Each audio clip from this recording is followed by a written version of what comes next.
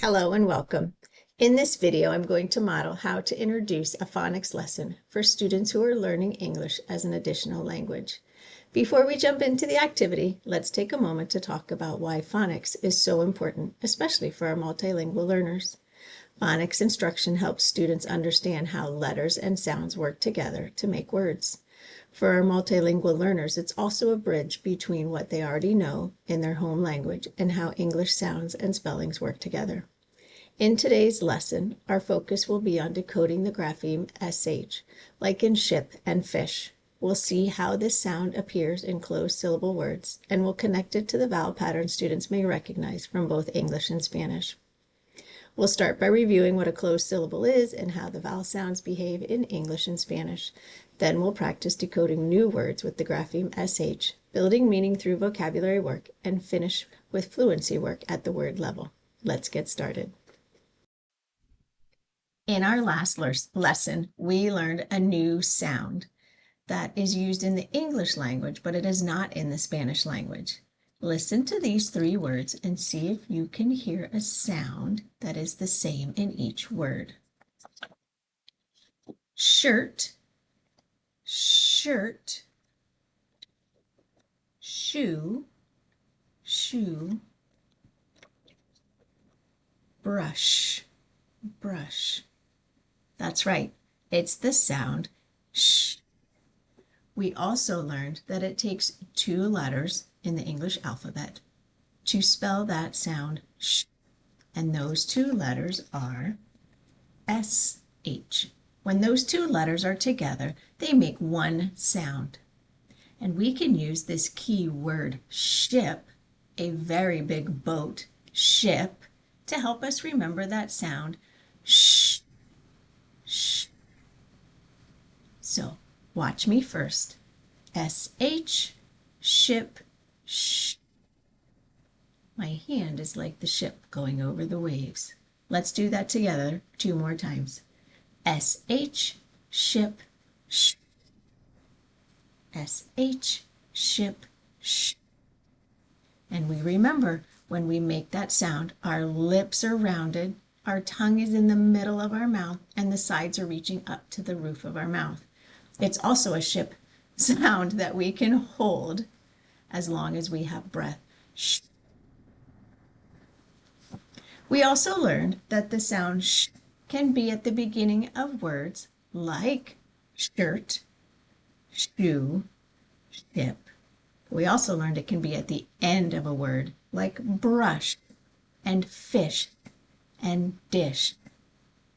So we're going to take a look now at some words and see if we can hear where is that sound, beginning or end, just to warm up our ears so we're sure we're listening for that sound in words before we start to read words with these two letters that are going to make that sound. Our first one we have here is fish.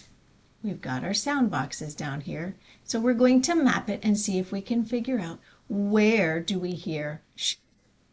Okay, let's map those sounds. Tap them with me. F, I, sh. Ah, where is that sound? Yes, it's at the end of the word fish. We know fish is an animal that lives in water and swims around. Did you also know that the word fish can mean something you do? If you take a pole, a fishing pole, to a pond or a lake or the ocean, and you throw it in and try to catch a fish, that's called fishing. So fish can be a noun, or fish can be a verb, something we can do. All right, let's do another one.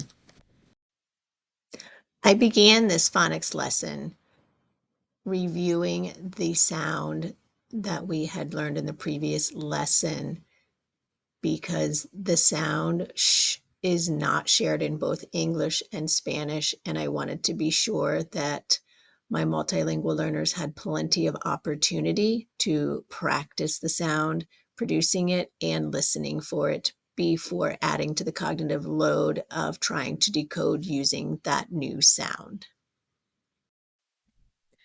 Before we use the grapheme SH in some words to decode some new English words, I want to review what we have already learned about closed syllables. We know that both English and Spanish have closed syllables.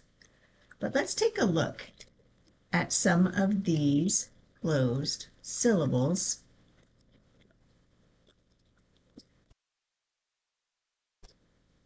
to review what we've learned. How many vowels do we have in a closed syllable? That's right, one vowel in a closed syllable.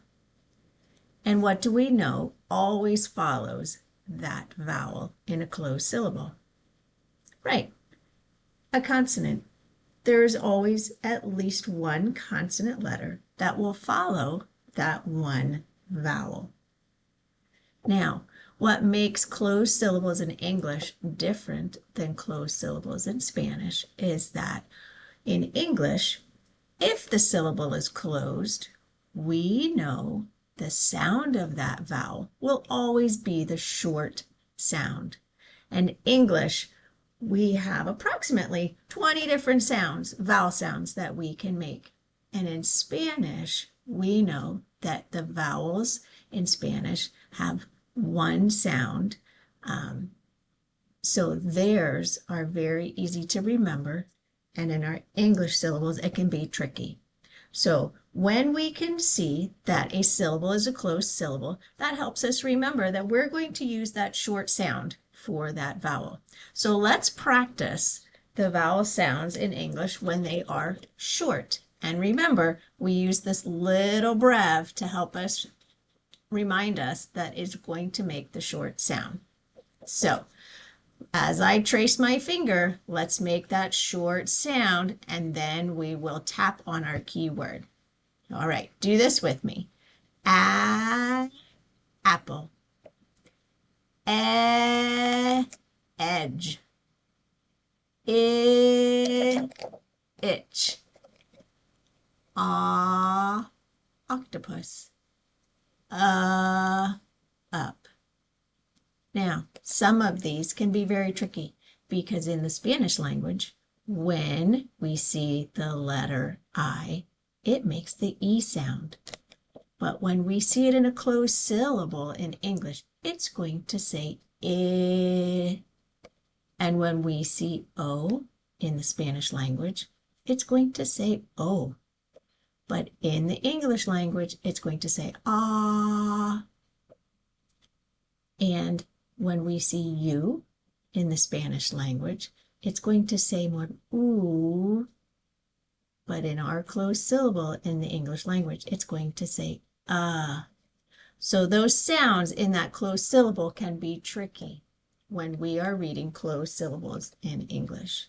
But knowing that it's a closed syllable reminds us which sound that vowel will make. So let's practice some closed syllables with our new grapheme SH, which we know says shh. All right. Here is our first word. Let's tap those sounds and then blend it together. We have k, a, sh, cash. Well, cash is another word for money. How do you say money in your language? Yeah. Now, how do we say it in English? We can say cash, or another word for that is money. I need money to go buy a toy at the store. Or you could say, I need some cash to go buy a new toy at the store. All right. Our next word, let's work on this closed syllable. So we know it's a closed syllable, one vowel, consonant behind it. What sound will that vowel make in an English closed syllable? That's right, it's going to say ah. So let's decode this word. There's our new grapheme, sh, ah, p. Shop. Shop is a place you could go look for a toy. or a pet. I want to go to the pet shop and get a new fish. Or I want to go to the toy shop and look for a new toy. Do you have a word in your language for shop? A place where you can go buy things? Yeah. And in English, we would say shop or store. All right, let's take a look at another one. This is a closed syllable, one vowel, followed by our new grapheme, SH, which we know says sh. So let's read this word. Oh, let's take a look at our vowel sound first. I can be tricky because in Spanish we know that says E, but in an English closed syllable, it is going to make the sound I. So if we were going to blend this, we could say D, I, sh, dish. Closed syllables are one of the 6 syllable types in the English language. Closed syllables can be challenging for our Spanish-speaking students because although both languages use closed syllables, Spanish vowels are pure and consistent, while English vowels can change depending on the syllable type.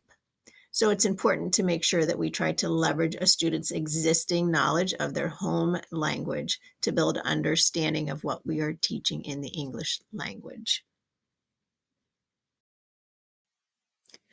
Fluency work requires a lot of repeated reading at the word level, phrase level, and in connected text. When specifically looking at the word level, adding language activities into this work can get students to think about these words at a deeper level while practicing their accuracy and automaticity.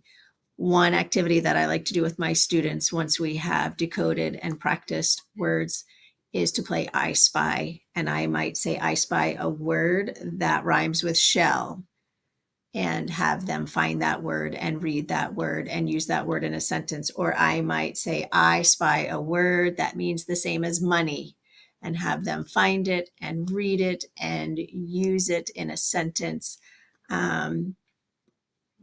Or I might say, I spy a noun that doesn't change when it's plural.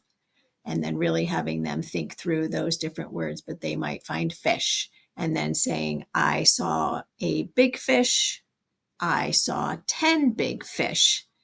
And just building on some of those language activities, which we know for our multilingual learners is super important to get as much oral language development, vocabulary development as we are working on those decoding skills and fluency skills.